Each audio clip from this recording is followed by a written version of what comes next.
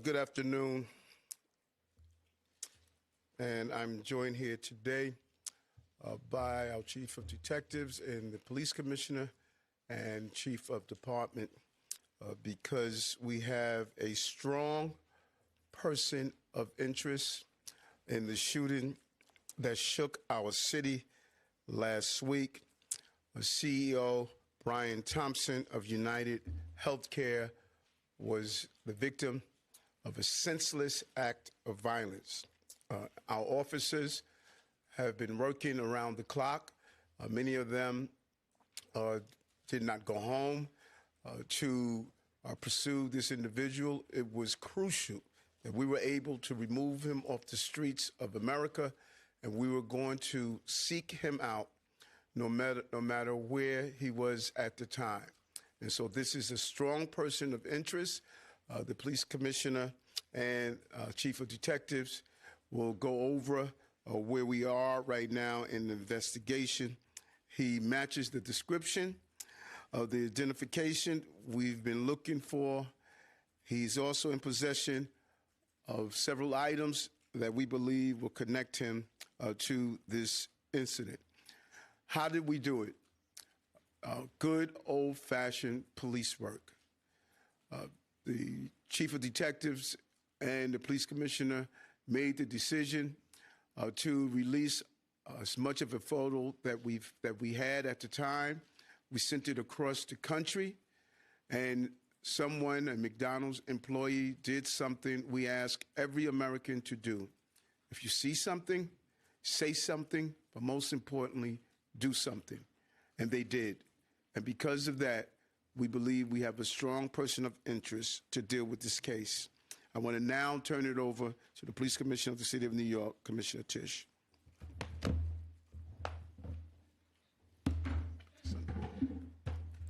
Thank you, Mayor. Good afternoon, everyone. Earlier this morning in Altoona, Pennsylvania, members of the Altoona Police Department arrested Luigi Mangione, a 26-year-old male, on firearms charges. At this time, he is believed to be our person of interest in the brazen, targeted murder of Brian Thompson, CEO of UnitedHealthcare, last Wednesday in Midtown Manhattan. The suspect was in a McDonald's and was recognized by an employee who then called local police. Responding officers questioned the suspect, who was acting suspiciously and was carrying multiple fraudulent IDs as well as a U.S. passport. Upon further investigation, officers recovered a firearm on his person as well as a suppressor, both consistent with the weapon used in the murder. They also recovered clothing, including a mask consistent with those worn by our wanted individual. Also recovered was a fraudulent New Jersey ID, matching the ID our suspect used to check into his New York City hostel before the shooting incident. Additionally, officers recovered a handwritten document that speaks to both his motivation and mindset. NYPD detectives are en route to Pennsylvania as we seek to interview the subject further. This apprehension is thanks to the tireless work of the greatest detectives in the world and, of course, the strong relationships we have with our local law enforcement partners. On every level, local, state, and federal, we all serve the same public safety mission. And this case, which captured the attention of an entire nation, is another example of how connected we are and how important it is to work together, share information, and pursue every lead. For just over 5 days, our NYPD investigators combed through thousands of hours of video, followed up on hundreds of tips, and processed every bit of forensic evidence, DNA, fingerprints, IP addresses, and so much more to tighten the net. We deployed drones, canine units, and scuba divers. We leveraged the domain awareness system, Argus cameras, and conducted aviation canvasses. And our detectives also went door to door, interviewing potential witnesses and doing the good old-fashioned police work that our investigators are famous for. This combination of old school detective work and new age technology is what led to this result today. And we must also acknowledge the instrumental role the media and the public played in this case. The images that we shared with the public were spread far and wide, and the tips we received led to the recovery of crucial evidence. We should never underestimate the power of the public to be our eyes and our ears in these investigations. This is the third time in 3 weeks that a member of the public has seen something and said something and done something that led to a high-profile arrest. The triple stabbing homicide in Manhattan, the gunpoint robberies in Queens during which an NYPD officer was shot, and now this.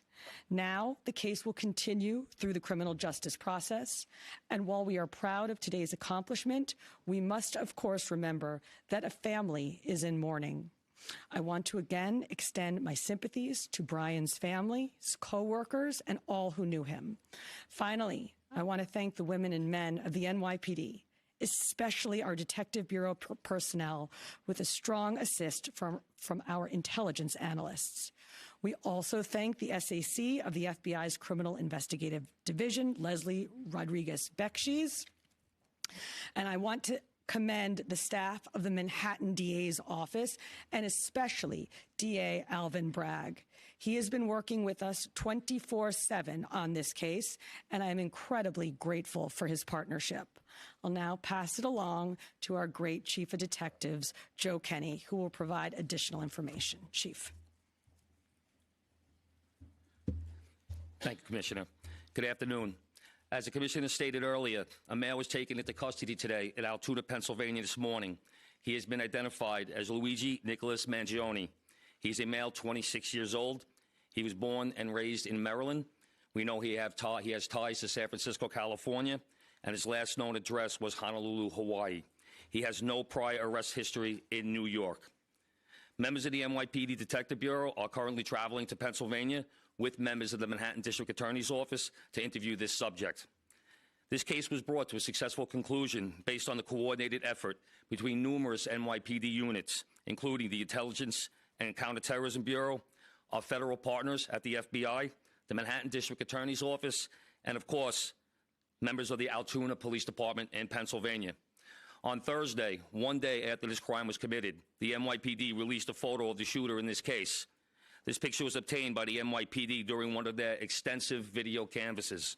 We took that photograph and we asked for the public's help in identifying this subject, and the public responded. Hundreds of tips began to pour into our hotline. Each tip was investigated thoroughly, and we began to release additional photographs as they came into our possession. The NYPD provided these photos to numerous media outlets. Local, national, and international outlets released the photo via television, print, social media, and online content. Luckily, a citizen in Pennsylvania recognized our subject and called local law enforcement. Members of the Altoona Police Department responded to the call, and based on their investigation, they notified the NYPD. This investigation is still active and ongoing. Thank you very much.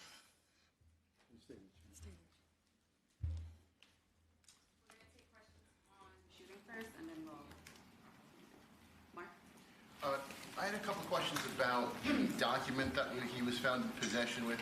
Can you go a little bit more in depth about those motivations that you mentioned? Was that CEO specifically named in that document? Was there anything more about him wanting to go after others? And also in that document, was there any indication that explains us how the level of detail that he went into killing him? Like, is there anything? Like I said, that document is currently in the possession of the Altoona Police Department as part of their investigation. But just from briefly speaking with them, we don't think that there's any specific threats to other people mentioned in that document. But it does seem that he has some ill will toward corporate America. Over here, sir. MJ?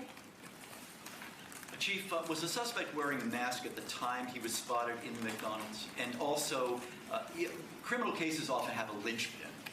Can you point to a single linchpin that helped crack this case? There's numerous linchpins in this case, in the fact that we've recovered an enormous amount of forensic evidence, an enormous amount of video, and once again, with your help and the public's help. So I really couldn't put it on one thing, but If I had to, it would be the release of that photograph from the media.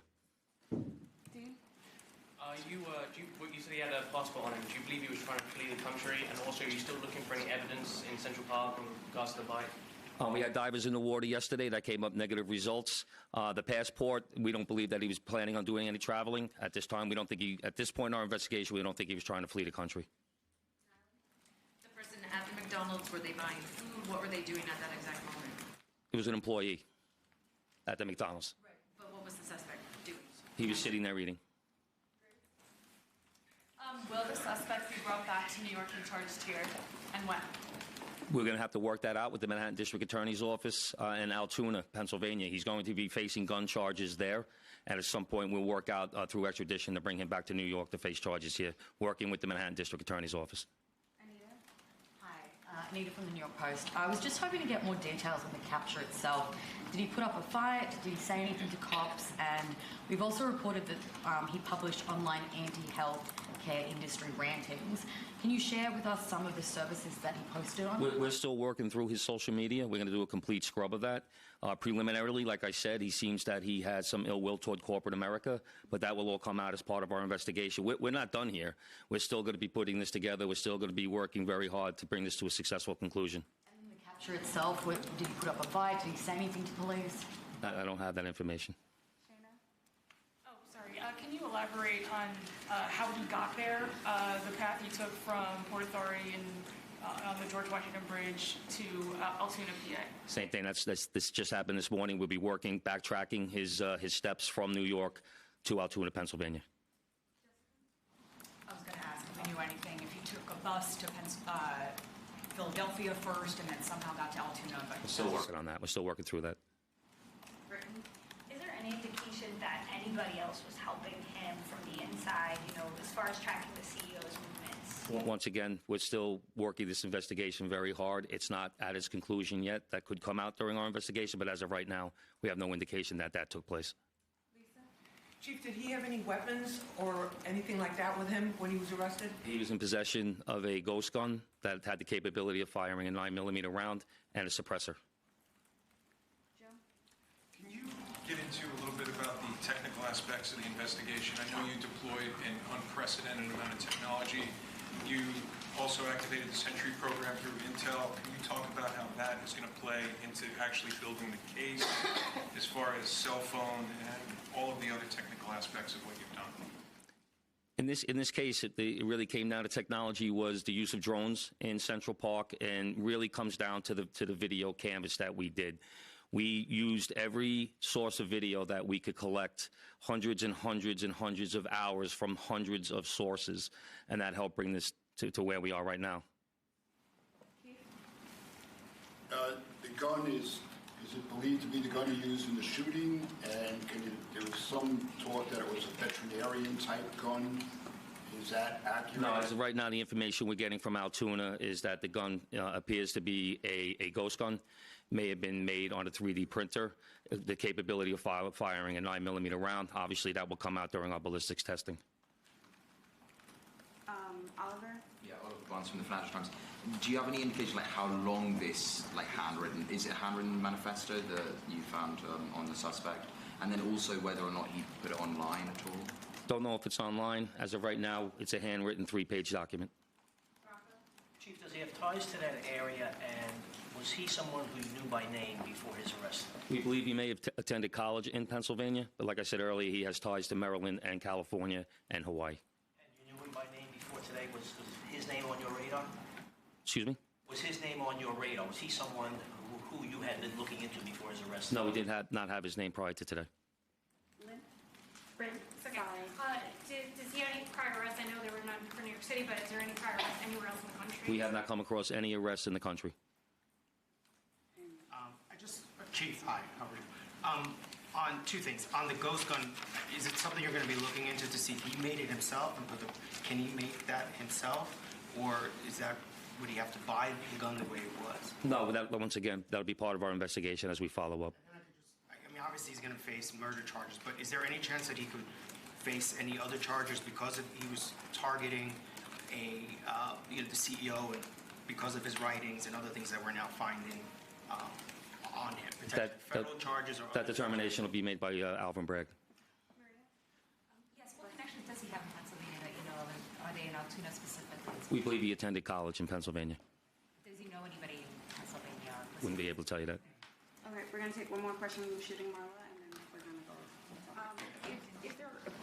You talk about the manifesto having said things against corporations, but specifically UnitedHealthcare, and do you believe that Mangione acted alone? We believe at this point, our investigation is leaning toward he was acting alone. So, like I stated earlier, we're still working through the investigation. We're not stopping today. And as far as the manifesto, like I said, I don't have the complete details of that. It's in the possession of the Altoona Police Department. We're going to shift to Yep, yep. Good job, Chief. Commissioner, Chief Mangio.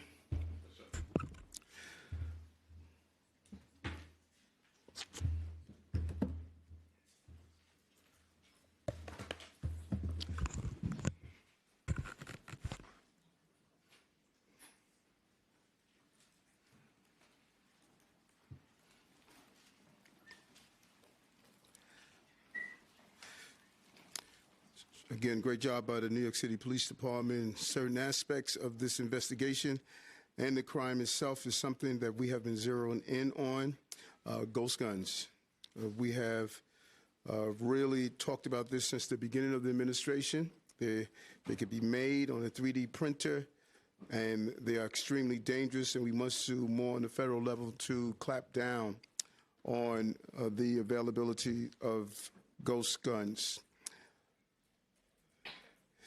And it just really leads into just the top headers of what we did last week and what we're doing this week. This week is all about public safety. Public safety, I've stated over and over again, is a prerequisite to our prosperity, and we're going to continue to make this city a safe city. It's the safest big city in America, but anytime you have a crime of this magnitude, it shocks us, and it really has a major impact on the perception of crime in this city.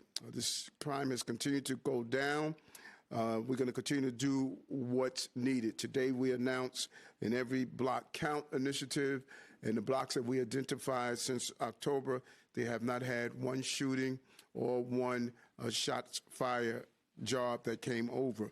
We're going to add that on to our community link operation that has resulted in over 1,000 operations and over 700 complaints resolved, nearly 16,000 summonses issued, and over 200 people placed in shelter. Our community link initiative is extremely important. It operates every day across the city, removing ghost cars, targeting illegal vendors, and addressing the everyday problems that make New Yorkers feel unsafe. The precincts where we have focused on our Every Block Count is the 73rd Precinct in Brooklyn and the 46th Precinct in the Bronx. These two precincts have historically seen high rates of violent crimes and shooting incidents, and so we want to make sure we deal with all of those quality of life issues that impacts why criminal behavior takes place. We don't want to only to be reactive, we want to be proactive. Hats off to the team. It's a big belief on my part. You have to dismantle the historic walls that kept us from operating together. FDNY, DSNY, DOB, DEP, HBD, NYCHA, Parks, DOT, and other community-based organizations are all part of this initiative with the local block CEO and many, many more agencies. You know, last week we announced Axe the Tax for working class. We're really pleased with this initiative. $62 million will be going back to those who are at 150% of poverty line.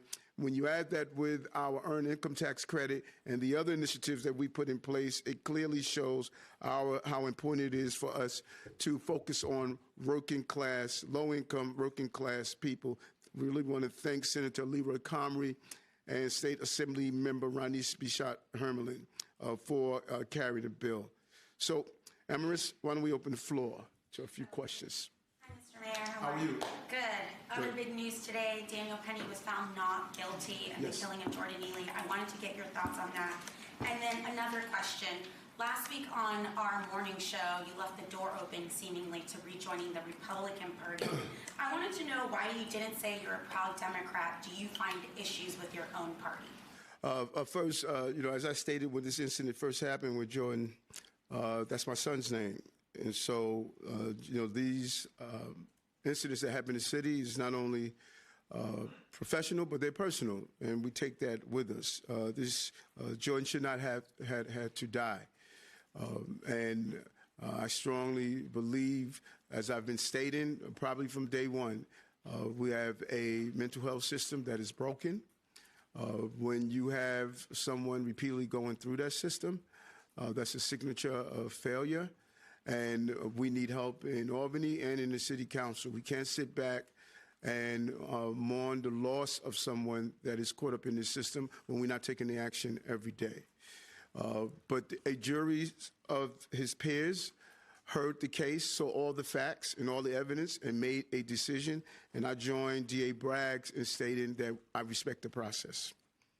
And then on my second question last week on leaving the door open about joining the Republican Party on our morning show, why didn't you say you're a proud Democrat, and do you find issues with your own party?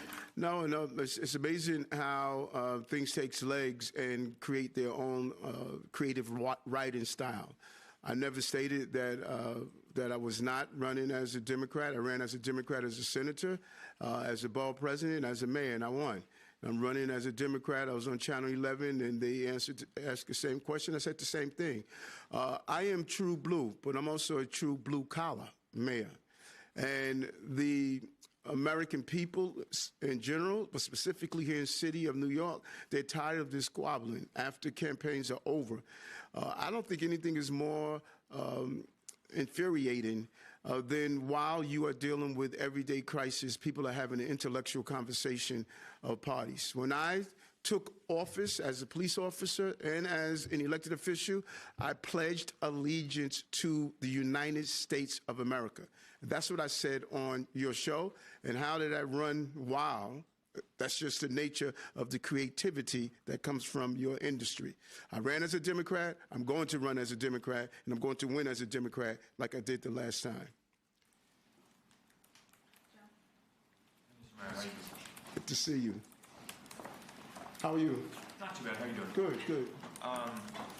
I was wondering if you could follow up on another comment you made over the weekend about the potential of invoking executive action to override the council and sanctuary city laws. Can you give us any other details about what you're considering doing? I think you expressed why, but any details about any new policy you're presenting? And one quick follow-up to Kelly's question. Do you think the verdict in the Daniel Penny case says anything about the mood of the city, and do you feel like it opens the door for maybe more of these interactions of people taking justice into their hands, so to speak? Yeah, good question. And I'll answer the latter first. What you see, what people often do, a lot of people make interpretations, about trials, but juries are in the courtroom. They're hearing every piece of evidence. They are hearing the testimonies. They have to make the decision. And that's the system that we have. And actually, it is probably one of the best systems on the globe. And I think the juries heard the evidence and made a determination based on the evidence that they heard. And does it impact what's going to happen throughout the city, that people are not going to take action or going to take action? I don't think it does. I think that oftentimes people make these decisions when they are in the midst of it. And there's a desire of New Yorkers to help out those who are in need. There's a desire of New Yorkers to always respond when they believe it's necessary. And I don't think that is going to change in any way. This is not the first time, and I'm sure it's not going to be the last time, that individuals take actions, and people are going to question about those actions that happen. But at the cornerstone and the heart of this is that this young man, like so many others that are on our subway systems, I made it clear. That's not a place to sleep, to live. That's not a place to be. And when they need help, we need to give them the help that they have. What was your first question? Quickly, if you could give us any more details about what you're That's the sanctuary city. I have not been unclear about this. I've been extremely clear. I've said it over and over again. I said it last year sometime. The part of the law that the city council, they have refused to change, that we cannot communicate with ICE when people commit serious violent acts. I disagree with that. That was not the sanctuary city law that Mayor Koch put in place. It was not the sanctuary city law that Mayor Bloomberg did. The previous administration made a major change. And there was a report over the weekend where a councilperson stated that, why don't you just open up the federal ICE office on Rikers Island? We can't. It's right. So, one should know what the law is and what the law isn't. And if I had legal standings to overturn that law, then that's the conversation I want to have with the court counsel. When we feel the law is unjust, we go to our court counsel and say, do we have legal standards? We're not going to do frivolous lawsuits just to say we're doing a lawsuit. I was just curious, are you going to add crime? Because there is a list of crimes where someone committed them. You can release a detainer if ICE has a judicial warrant. So is it a matter of adding more crimes? Is it a matter of what you just mentioned, allowing ICE to work on city property? Any specifics you can give us? My directions to the Corp Council was to give me my options on what I could do as the mayor and what EO I can actually put in place. They are looking through the options. They're extremely clear on my feelings about people who harm innocent New Yorkers and people who harm migrants and asylum seekers. I'm clear on that no one in this city should be the victim of a violent crime. And so they're looking at that, and once we make a determination, I can circle back. Mr. Mayor, yes. How are you? Good, thank you. I just wanted to circle back onto the Daniel Penny verdict. Should the governor remove District Attorney Alvin Bragg after losing this case, which you previously signalled is a case that should not have been brought forward? And then I just wanted to follow up with, is the jury's decision a reflection that New Yorkers are sick of a soft-on-crime justice system? Sick of what? They're sick of a soft-on-crime justice system. No, she should not remove D.A. Bragg's. The people voted for the district attorney. We have a process, and I am totally against using mechanisms to overstep the boundaries of the electeds. And so, no. And we've had great partnership with the district attorney and some of the things that we have done in the city, and we look forward to continue to do that.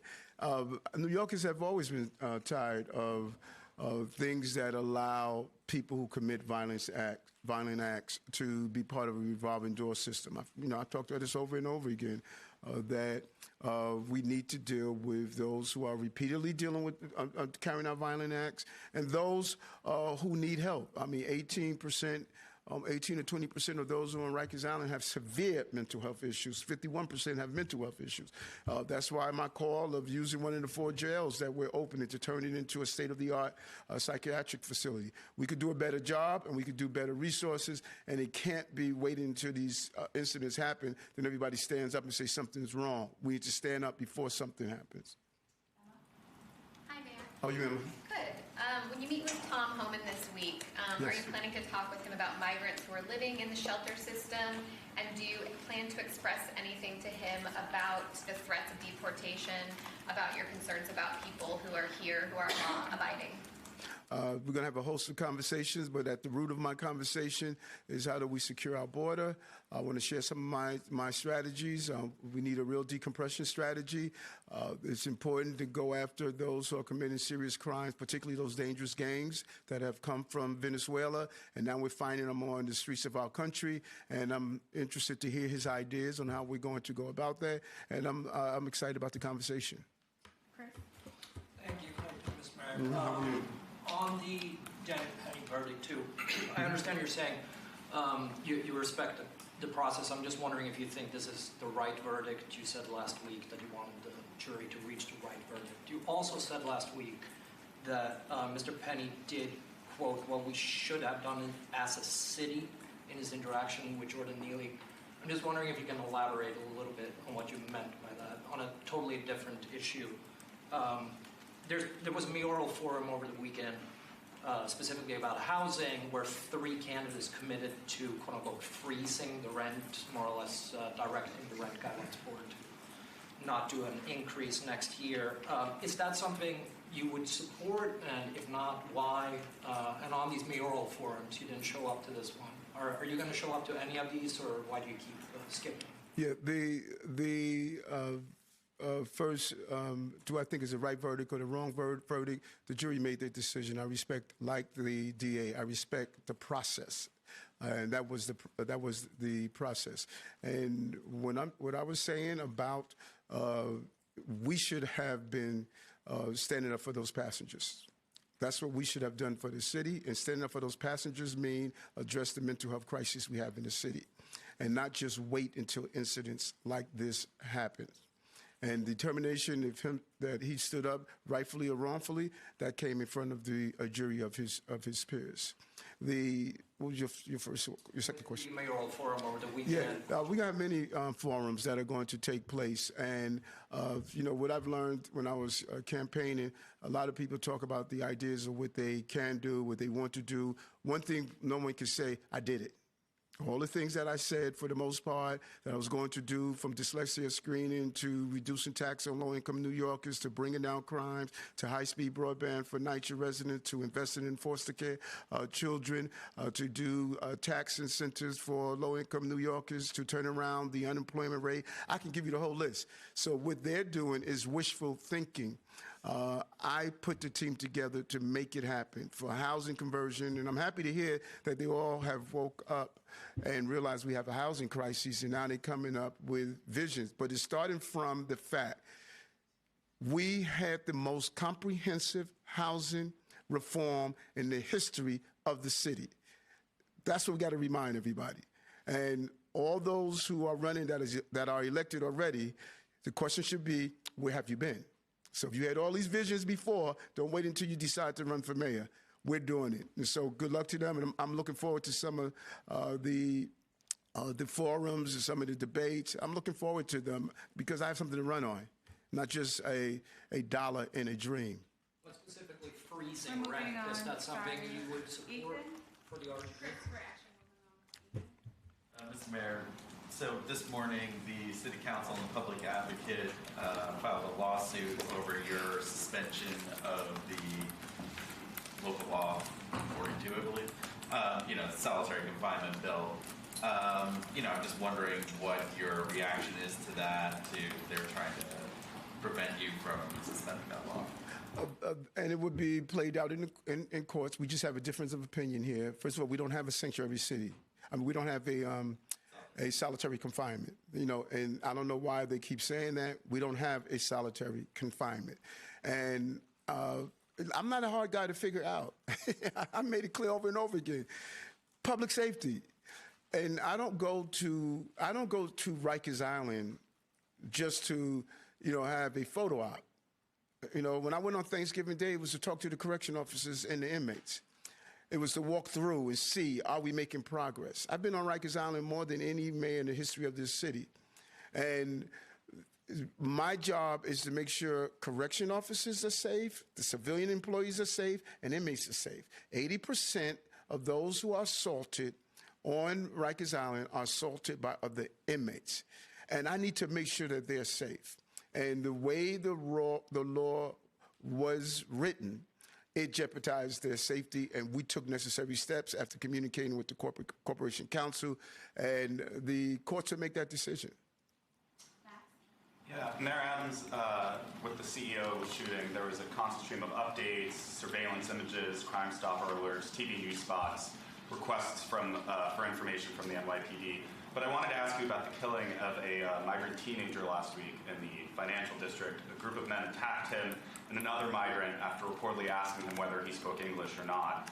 What updates do you have in that case, and do you have images of the suspects in that case? And if so, why haven't those been publicized, as we saw in this other case? And has the same amount of police resources been spent on his death as the CEO's death? First and foremost, the fact pattern that you just described about asking, did he speak English, that was not in any of the reports, that was not in any of the interviews, because I specifically ask the investigators and the commissioner, and that wasn't any documentation or any of the interviews that took place. Any loss is a huge loss. And there are aspects of that incident that is slightly different from what was reported and is currently receiving the necessary manpower to bring the person to justice. And we don't believe a loss of a death of an innocent life should be ignored. But when you have a specifically targeted shooter, we didn't know if this person was going to carry out additional shootings. We didn't know if this person was a serial shooter.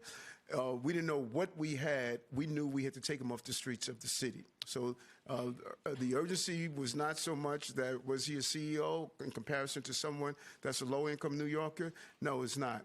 We did not know what we had and what was going to be the extent of that. And as it was just mentioned, some of the preliminary reporting that the chief gave us is that he was showing a total, appeared to be a distaste for corporate America. So we didn't know what was next. And we did the necessary decision to make sure we brought this person to justice and took him off the streets of New York. So the reporting hasn't been accurate. Do you have any updates on that case? We're actually moving on. Morgan? Hi, Mr. Mayor. Hey, Morgan, how are you? I'm good, thank you. So on the man believed to be the suspect here, one of the reasons why you guys got a good look at him is because he was able to pull his mask down in the hostel. Just wondering if this is prompted you to renew your call to have people not wear masks when they go inside businesses. And then my second question is, you said that you're going to run as a Democrat, but you said you're also a blue-collar mayor. Do you feel like the Democratic Party has strayed away from its blue-collar roots? I think it was last year, early this year, mayor's dog years, we called to say, when you go into businesses and establishments, ask people to temporarily remove their mask.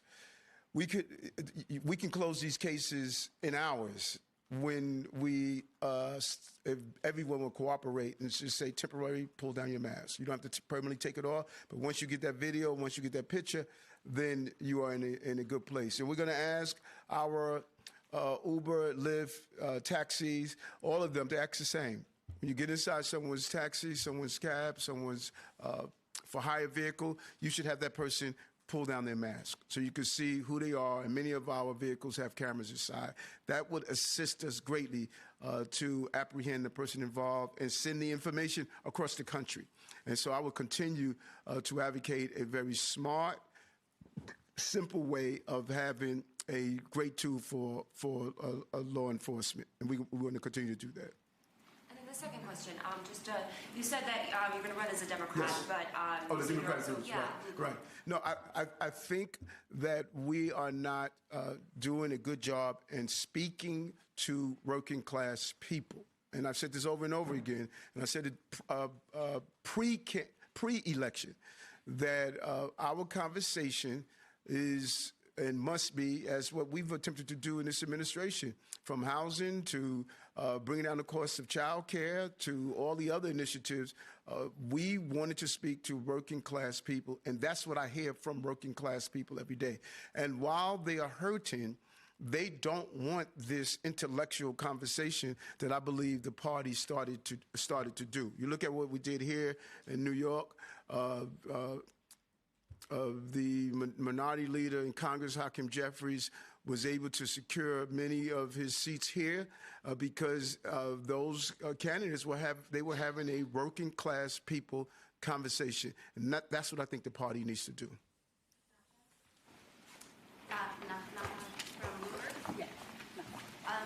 About the mask ban, yes. I know that the governor has also been talking about pushing for a ban maybe in subways. You've talked about, would you go to some kind of legal ban or something that you present before City Council? I think it's a combination from our preliminary review. It's a combination from the City Council and a combination from the state. We had a ban in place, and it was removed after COVID. I think we need to re-examine having that put back in place. And I know the governor has voiced some interest in it. And I think that what we saw here it is maybe this would give the win in the sale to bring this home. One thing is clear that thank God this person didn't go out and harm other individuals. The longer he stayed on the streets, the more dangerous it could have been. Hi, Mr. Mayor. What's up, Liz? How are you? Good. Just wanted to clarify something. You talked about this last week, too. Yes. Would you prefer to see an undocumented person who's accused of a violent crime? Would you prefer to see that person serve out their sentence before being handed over to federal authorities? Or would you be willing to hand them over to federal authorities before that verdict and before the sentencing is announced? My desire is to give the member of the public who's the victim of that crime, they should serve their sentence. I want to hear what the borders are, what his ideas are, because justice is making sure that person serves a sentence. If that person commits a serious violent act and he's automatically cut loose, we can find that person back on our streets. And you can find that person, not every country will make sure that person serves out his time. If there's a way to have an agreement that they serve out their time in that country, I can live with that. But I think a family member who lost a loved one, who was viciously assaulted, who was harmed in serious ways, particularly our 7 major crimes, they should get some sort of justice. And many of our borders in other countries lax in ensuring that that person does not come back into our city. Nothing would be more horrific that a person commits a serious crime and that person is immediately released without serving that time, and that family is not receiving any justice, and they come back on our streets. That's why we have to secure our border.